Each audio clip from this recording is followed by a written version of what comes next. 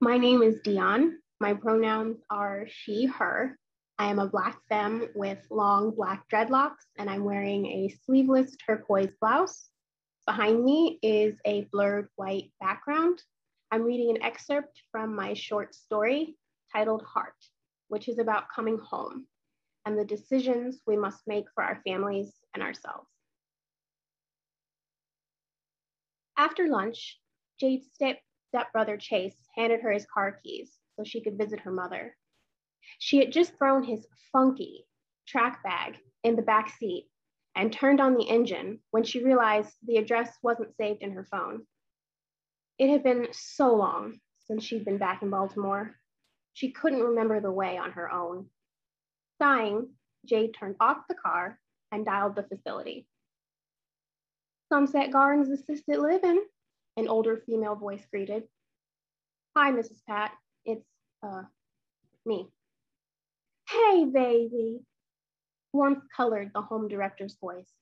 Was waiting for your call. Do you want to switch to video and chat with Mrs. Cassie? Actually, I'm in town. Was gonna stop by and surprise her. Can you give me the address? Mrs. Pat was silent on the other end. Mrs. Pat? Jade asked after a moment. Murmuring filtered through the receiver, but Jade couldn't make out the words. Mrs. Pat? Her heart sped up. No, give Mr. Klimp his medication now, not at 4, Mrs. Pat said into the phone. I don't want him falling asleep at the dinner table again. Jade released her death grip on Chase's car keys. Jade, sorry about that, sugar. Got a pen? Yes, ma'am. Jade cleared her throat when it hitched. She scribbled the address on the back of an expired pay-to-park ticket. Thanks. Wonderful. Mrs. Cassie's gotten flowers and cards all week, but no one's visited in a while. She will love the company. No one? But Amani goes every week. Mrs. Pat was silent again. This time, Jade could feel the older woman attuned to their conversation. Honey, I don't know how to tell you this, but your brother doesn't visit. Jade was silent, unable to process the words. It's sad, Mrs. Pat went on. Mrs. Cassie used to ask about your brother every day. When she stopped talking, she would point at that picture of the 3 of you hanging over her bed, as if asking if I'd heard from him. She hasn't pointed in a long while. The cold reality of her mother waiting on Amani wasn't hard to imagine. Cassandra had done a lot of waiting when Jade took care of her.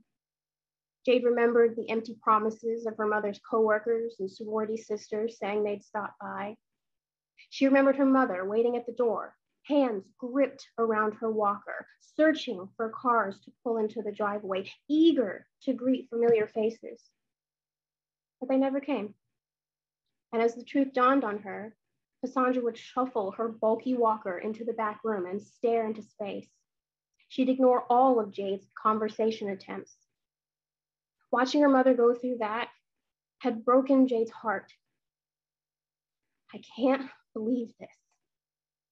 I've been doing this for over 20 years, Mrs. Pat said. Sometimes the closest people can't handle the deterioration. I handled it, Jade said through gritted teeth.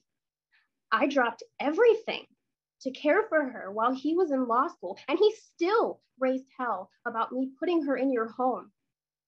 People are funny that way.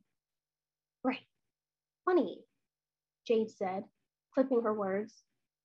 I'll be there soon. Bye, Miss Pat. She hung up without waiting for a response. Jade stared blankly through the windshield. Every morning, she made a mental list of why staying in San Diego wasn't selfish. Her girlfriend Maida assured Jade everyone was doing the best they could. Here was glaring proof that Amani, with his high-handed hypocrisy, was not. It made Jade's blood boil. This was why Jade couldn't come home. The weight, the responsibility, it always fell on her. She hadn't realized how much she'd wanted the graduate fellowship until now, when it seemed in danger of slipping away, when it could come at the cost of her mother dying alone.